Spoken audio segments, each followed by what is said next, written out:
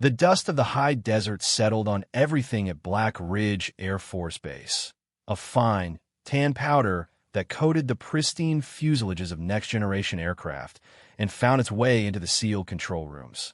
It was a place of polished steel and sharp ambition, where careers were forged in the heat of hypersonic engine tests.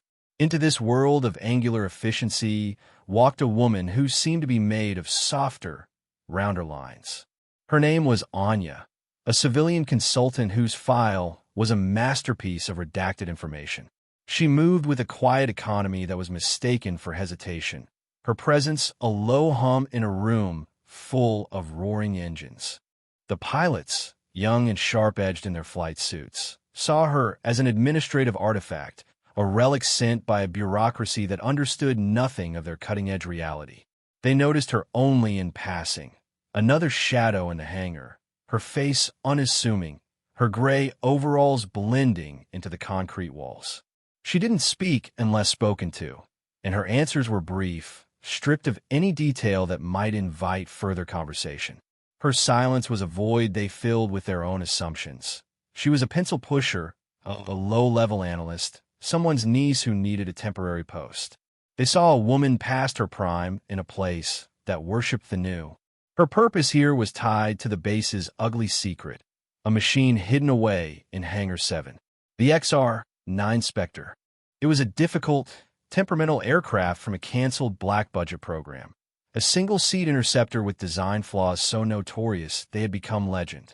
The young pilots, masters of fly-by-wire perfection, viewed the Spectre with a mixture of pity and contempt. To them, it was a dinosaur, a monument to failed engineering. Anya was its designated caretaker, a curator for a museum piece. This assignment only confirmed their initial assessment of her.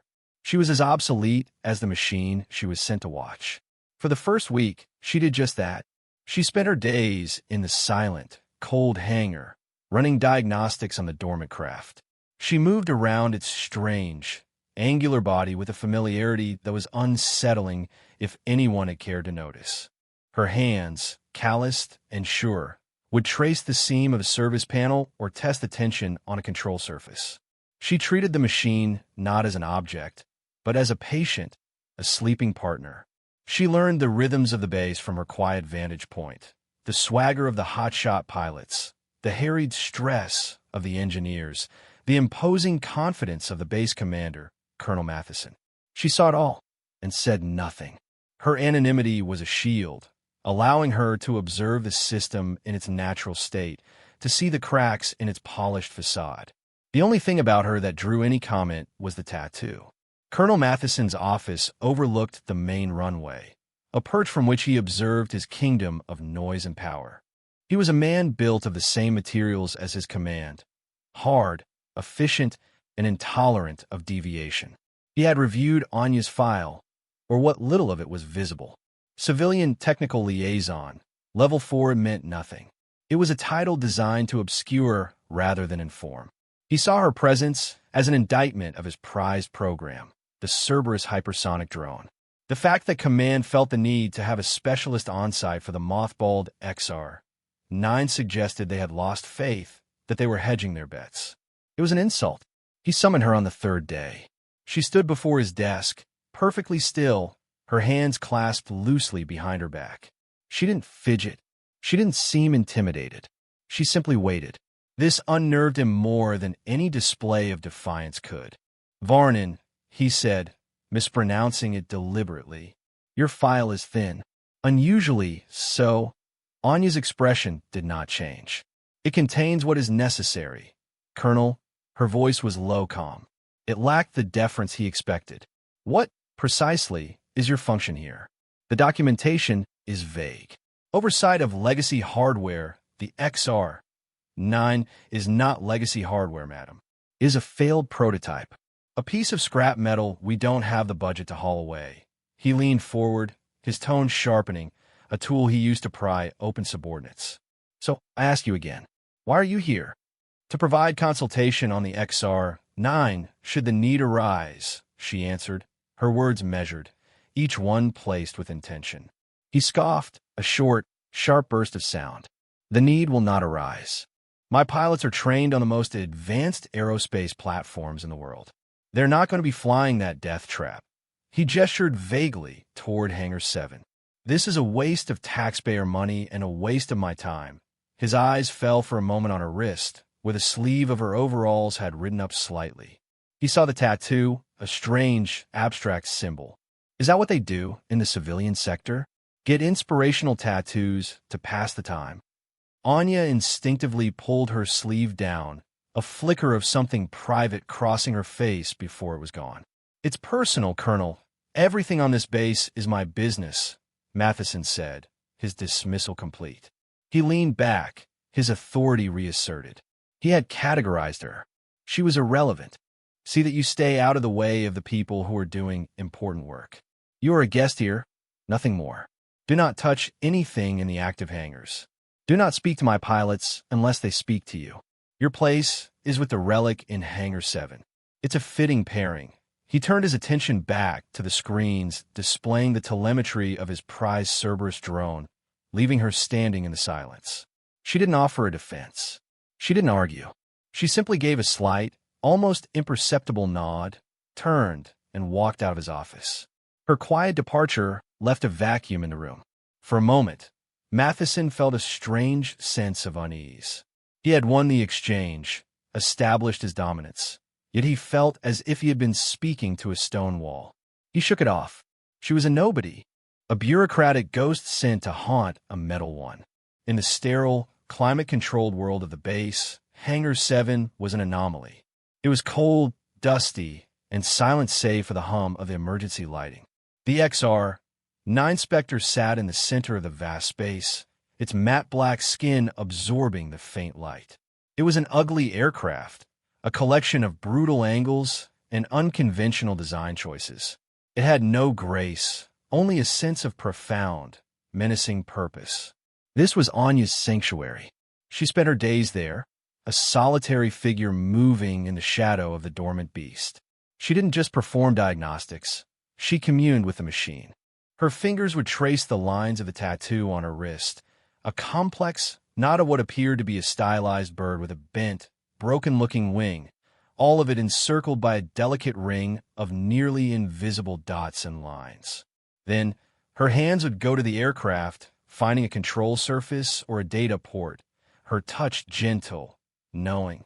The younger airmen who occasionally had to pass through the hangar would see her there. They watched her strange, quiet ritual with amusement. Two of them, fresh-faced corporals named Evans and Diaz, were tasked with cataloging old equipment. "Look at her," Diaz whispered one afternoon, nodding toward Anya, who was sitting in the Spectre's cockpit, the canopy open, the power off. She wasn't moving, just sitting there. "It's like a crazy old lady with her 20 cats. Except she has one big, metal, useless cat." Evans chuckled. "And what's with that tattoo? She showed it to me by accident yesterday when she reached for a wrench. Looks like a kid's drawing of a bird that flew into a window. Maybe it's a warning," Diaz joked. "Don't fly this plane, or you'll end up like this bird." They laughed quietly, the sound swallowed by the hangar's immensity. But Evans kept watching. He saw something else. He saw the way she cleaned the cockpit glass. Not with the hurried swipes of a maintenance worker, but with the slow, deliberate care of a surgeon preparing their instruments. He saw the way she checked the hydraulic lines, her ear pressed against the fuselage as if listening for a heartbeat. She knew this machine. She knew it in a way that went beyond manuals and technical specifications. One day, Evans worked up the courage to speak to her. "Mom, is it true what they say about this plane? That you can't recover from flat spin?" Anya looked down from the ladder she was on. Her eyes, clear and gray, held his for a moment. They seemed to see more than he was comfortable with.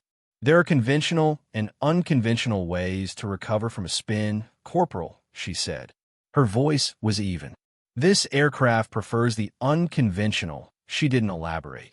She simply went back to her work, leaving him with a cryptic answer. Evans looked from her back to the strange, broken-winged bird on her wrist, which she had unconsciously touched as she spoke. He felt a nascent sense of unease. The laughter of the other pilots and technicians seemed misplaced. They saw a quiet, eccentric woman and a failed machine. Evans was beginning to suspect they were looking at two perfectly matched predators, waiting patiently in the dark. He started paying closer attention, not to her, but to the details. He noticed the wear on the simulator controls in the small briefing room attached to the hangar, a fine patina that spoke of thousands of hours of use, far more than the official logs for the XR9 program would suggest. He noticed that the faded technical charts pinned to the wall had handwritten notes in the margins, corrections, and additions in a precise, neat script. It was her handwriting. She wasn't just its caretaker. She was its historian, its scholar, its only living expert. The rest of the base saw a ghost. Evans was starting to see a guardian. The air in the command center was electric. Today was the final validation flight for the Cerberus drone. If it succeeded, the program would move into full production. Colonel Matheson stood at the center of the room, a conductor orchestrating his symphony of technology. The main screen showed the drone's perspective, a dizzying view of the desert floor from 80,000 feet. Everything was nominal. The mood was confident, almost celebratory. In Hangar 7, Anya heard the distant roar of the launch. She looked up from the Spectre's engine housing, a flicker of something unreadable in her eyes, then went back to her work. She knew the Cerberus project intimately, not from briefings, but from its fundamental design philosophy. It was too perfect, too reliant on flawless code and uninterrupted data streams. It lacked a soul, a capacity for improvisation. It was a beautiful, brilliant fool. In the command center, the first sign of trouble was a flicker on a secondary monitor. A data stream from the drone's primary guidance system blinked red, then green, then red again. "Sir, we have a minor data packet loss from the GPS uplink," an analyst reported, his voice tight. "It's probably atmospheric interference." Matheson waved it off.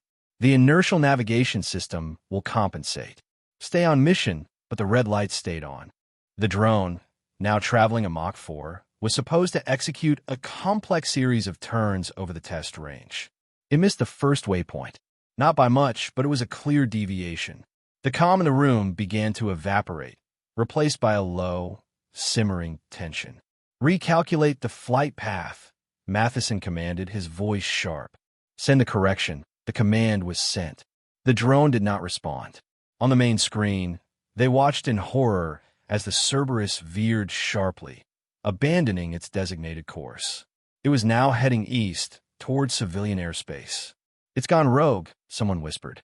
The whisper became a panicked murmur. "Terminate the flight," Matheson ordered, his face pale.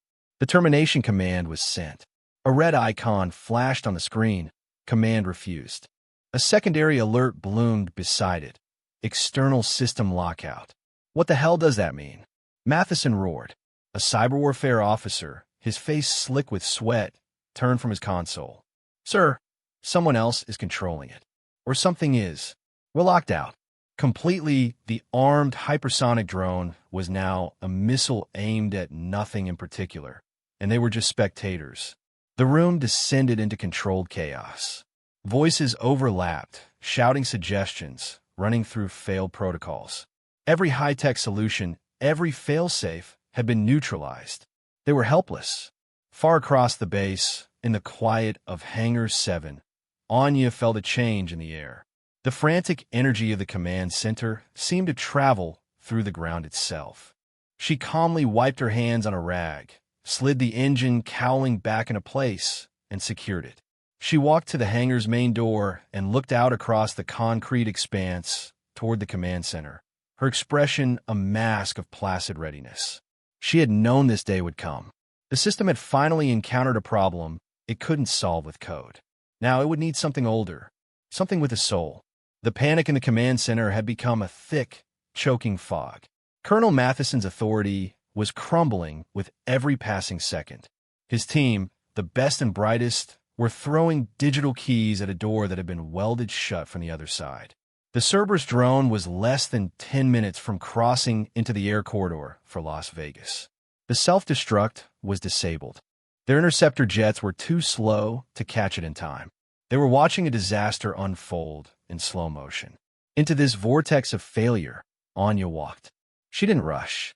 She didn't shout. She simply appeared at the entrance, her gray overalls a stark contrast to the crisp uniforms. The guard, flustered, tried to stop her, but she moved past him as if he were a phantom. All eyes turned to her, this strange, silent woman who had no place here.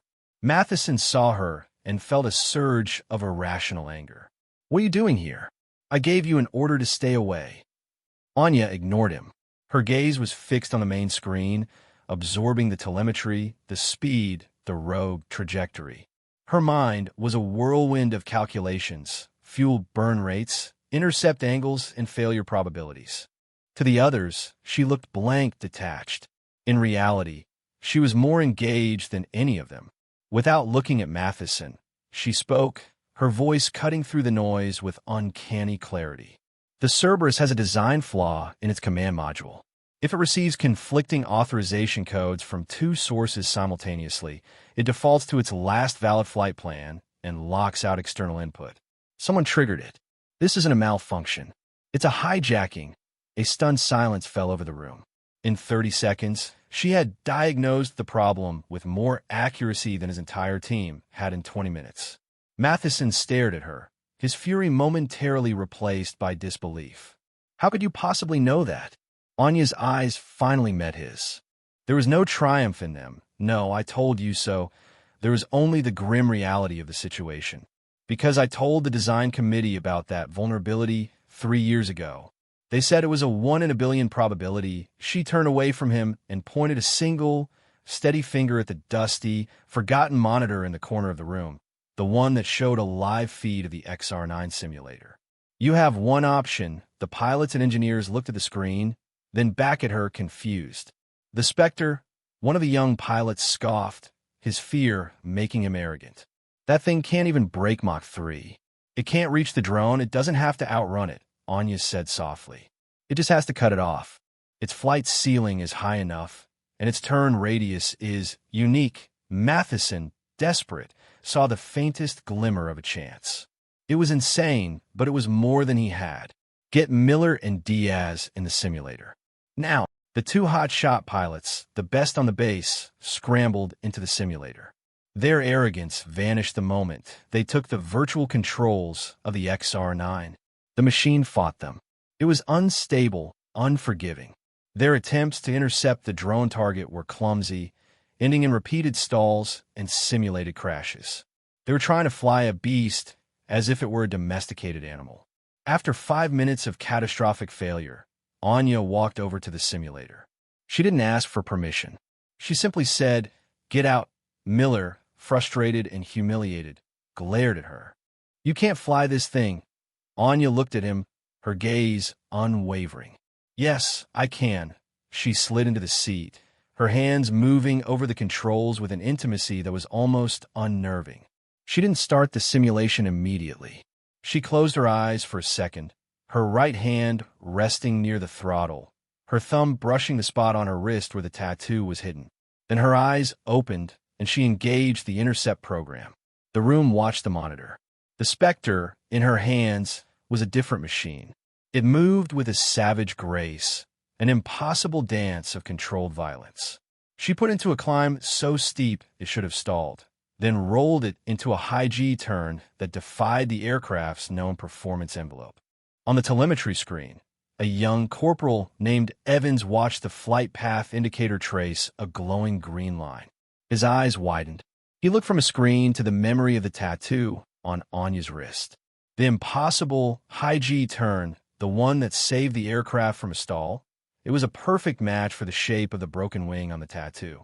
It wasn't a drawing. It was a diagram, a schematic for survival. The simulator run ended. On the screen, the green icon of the XR9 had perfectly overlaid the red icon of the rogue drone. Intercept successful. A wave of stunned silence rolled through the command center. The pilots, Miller and Diaz, stared at the monitor, their faces a mixture of disbelief and shame. They had been wrestling a monster. She had been dancing with a partner. Colonel Matheson walked slowly towards the simulator, his mind struggling to reconcile the timid consultant from his office with the pilot who had just flown a perfect, impossible mission. "Who are you?" he asked, the words barely a whisper. Anya was already climbing out of the cockpit, her face beaded with sweat from the concentration. She looked not at Matheson, but at the main screen. The real Cerberus was still out there, still counting down the miles to civilian airspace. "That was the how," she said, her voice strained. "Now we have to do it for real." The implications of her statement hung in the air. She wasn't talking about his pilots. She was talking about herself. A wave of objections started to rise. She was a civilian. She wasn't certified on the aircraft. It was against every regulation in the book. Before Matheson could voice any of this, a new voice cut through the room. This one from the main communications channel linked to NORAD headquarters.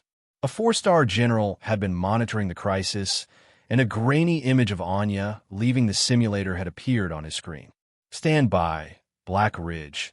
The general's voice boomed, laced with an urgency that silenced everyone. "Is that confirm identity of the civilian in the gray overalls?" "Now." A flustered aide fumbled with a datapad. "Sir, that's Anya Voronin, civilian consultant." There was a pause on the other end of the line, a silence heavy with history. Then the general spoke again, his voice completely changed. It was no longer commanding, it was awestruck. "My God, it is her. Colonel Matheson, listen to me very carefully. The woman in your command center is not a consultant. Pull up her classified file. Authorization code, Go 79er. I repeat, Go 79er. Matheson, bewildered, turned to his communications officer. "Do it," the officer typed in the code. A lock icon on Anya's file vanished. The screen filled with text and images that had been hidden under layers of the highest security clearance. The room stared, speechless. Anya Voronin, former test pilot, 1st Special Operations Wing. A list of commendations so long it defied belief. And then, her call sign, Ghost. She was the sole survivor of the legendary Mirage Run, a classified mission where she had flown a crippled prototype, an early model of the XR-9 Spectre, through an entire enemy air defense network, saving priceless intelligence and her crew. The mission was considered a myth by most, a Hangar story told by old-timers. But here was the proof. The general's voice returned, filled with a new, profound respect. "Colonel, you don't have a consultant. You have a legend. The XR-9 is her aircraft. She has more hours in that cockpit than any other pilot has in their entire career. The plane isn't a death trap. It was only a death trap for anyone who wasn't her." He paused. "Give her whatever she needs. That is a direct order." Matheson looked from the screen to Anya, who stood calmly, waiting. He was no longer looking at a bureaucratic functionary. He was looking at the single most qualified person on the planet for this exact crisis. The perception of the entire room had been irrevocably shattered. They weren't watching a civilian attempt a desperate gamble. They were about to witness a master at work. The mood on the flight line had transformed from panic chaos to a kind of sacred, focused intensity. The ground crew, who had once ignored Anya, now moved with a quiet efficiency, their actions orbiting around her. They prepped the XR-9 Spectre with a reverence usually reserved for a returning hero. They saw the plane differently now, not as a relic, but as a champion steed being brought out of retirement for one last battle. Anya was no longer an outsider. She was the center of gravity. She performed her own pre-flight check, her movements economical and precise. She ran her hands along the fuselage, not as a pilot, but as a luthier checking a priceless instrument before a command performance. Matheson stood nearby, silent and observant. He had assigned Miller, his top pilot, to be her crew chief, a move that was both a practical necessity and a profound lesson in humility for the young man. Miller, stripped of his arrogance, now followed her instructions with a clipped, respectful "Yes, ma'am." He watched her hands as she tightened a valve, noticing for the first time how her fingers moved with the certainty of muscle memory. He saw the tattoo on her wrist again. The broken wing bird. It wasn't a symbol of failure. It was a badge of impossible survival, a promise that what was broken could still fly. Anya climbed into the cockpit.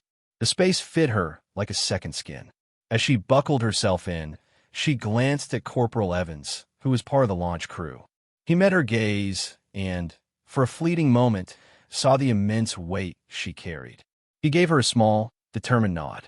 It was a gesture of pure faith, the first she had received from anyone on this base. In the command center, the atmosphere was tense but orderly. They were now a support team for a solo artist. On the main screen, the red icon of the Cerberus drone crept inexorably closer to the commercial flight paths.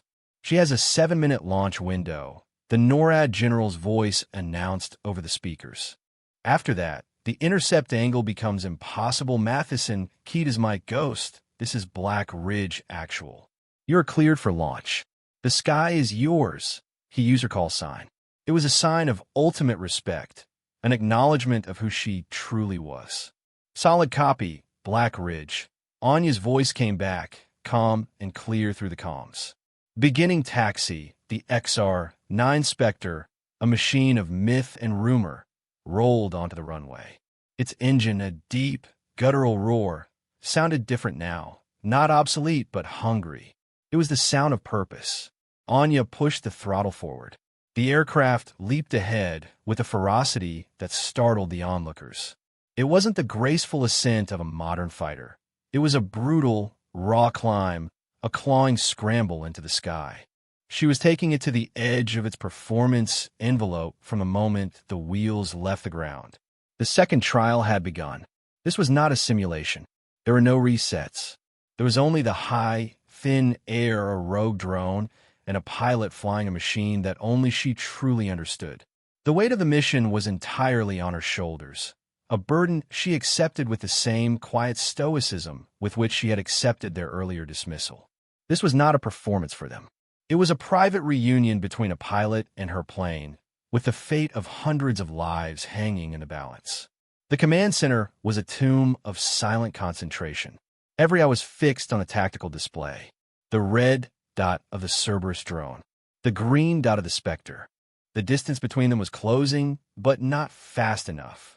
She's not going to make it, Diaz whispered, his earlier bravado gone, replaced by genuine fear. The closure rate is too low. Matheson gripped the edge of his console, his knuckles white. He had staked everything on this woman, this ghost from the past. He had to trust her. She's not flying a standard intercept path, he said, more to himself than to anyone else. What is she doing? Anya's voice came over the comms, calm and steady, betraying none of the immense physical strain she was under. Black Ridge, I'm approaching the service ceiling. I need you to feed me real-time atmospheric data, pressure and temperature at my flight level. The request was unusual. The data was relayed instantly. In the cockpit, Anya was fighting the Spectre. The old plane bucked and groaned, protesting the thin, cold air. Her body was being crushed by the G-forces, but her hands on the controls were steady. She was pushing the aircraft toward a specific patch of sky, a place where the numbers on her screen aligned with a memory burned into her mind. This was the core of the Mirage run. It was a tactic born of desperation and genius. She wasn't trying to outrun the drone in a straight line. She was climbing above it, positioning herself for a maneuver that no sane engineer would ever model. Ghost, what is your intention? Matheson asked, his voice tight with tension. I'm going to use the aircraft's design flaw to my advantage, she replied. The unstable wing root configuration creates a momentary, controllable sideslip during a negative G pushover. I'm going to fall on top of it. The room fell silent. She was going to intentionally put the Spectre into a state that pilots were trained to avoid at all costs. It was aeronautical madness. It was also their only hope. Executing now, Anya said. On the screen, her green icon stopped its ascent. For a terrifying moment, it seemed to hang in the air. Then it plunged downward, not in a dive, but in a controlled sideways fall like a leaf dropping from a tree. She was shedding altitude at an incredible rate, converting it into a burst of lateral velocity that the drone's linear flight path could not anticipate. It was the maneuver from a tattoo, the broken wing flight. The Spectre fell out of the sky and appeared directly in the path of the Cerberus. It was a move of impossible grace and suicidal risk. With inches to spare, she fired a short burst from her cannons, not at the drone itself, but at the control fin on its left wing. The burst was precise, surgical. The fin shattered. The Cerberus, its delicate aerodynamic balance destroyed, immediately tumbled out of control. Its failsafe, recognizing catastrophic flight instability, finally triggered. A parachute deployed, and the rogue drone began its slow, harmless descent into the empty desert below. Anya pulled the Spectre out of its dive, the airframe screaming in protest. She had done it. A profound, collective exhale swept through the command center. It was over. On the main screen, the Spectre's green icon turned, its course now set for home. The comms crackled. Black Ridge, this is Ghost. Target neutralized. The bird is coming home. Anya's voice was tired, the immense strain finally audible. But it was the voice of victory. No one cheered. The moment felt too sacred for noise. It was a time for quiet reverence. Matheson keyed his mic, his own voice thick with emotion. Solid copy, Ghost. The field is yours. Welcome home. The respect in his tone was absolute, a complete reversal from the dismissive arrogance of their first meeting. He looked around the room, at the faces of his young, brilliant team. They were staring at the screens, their expressions a mixture of awe and humility. They had just witnessed something that would be told in hushed tones for the rest of their careers. They had seen a myth come to life. The Spectre's landing was as unconventional as its flight. It came in steep and fast, touching down with a firmness that spoke of a machine and a pilot at their absolute limit. As it taxied toward Hangar 7, an unspoken command seemed to pass through the base. Ground crews stopped what they were doing and turned to watch. Pilots emerged from the ready rooms.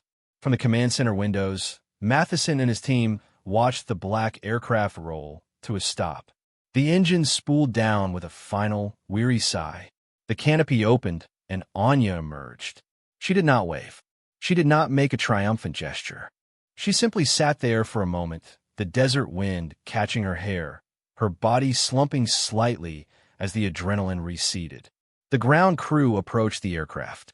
The crew chief, a grizzled master sergeant who had been on the base for 30 years, held up a hand to stop his team. He walked to the cockpit ladder alone. He looked up at Anya, his weathered face filled with a respect that transcended rank and regulation. He said nothing. He simply rendered a slow, perfect salute. Anya, her face smudged with grime and exhaustion, met his eyes. She gave him a small, tired nod. It was a silent exchange between two professionals who understood the cost of such a flight. As she finally climbed down the ladder, Colonel Matheson was there to meet her. He stood before her, the symbol of the very system that had underestimated her. He didn't offer a handshake. He didn't offer words of praise, knowing they would be inadequate. Instead, he drew himself to attention and delivered the sharpest, most sincere salute of his life.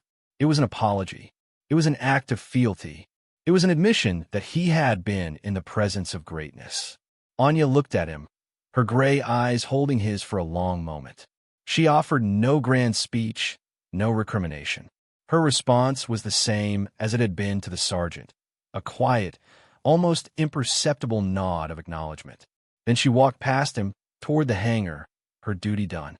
The entire flight line stood in silent tribute, watching her go. She walked away from the Spectre, leaving it cooling in the harsh Nevada sun.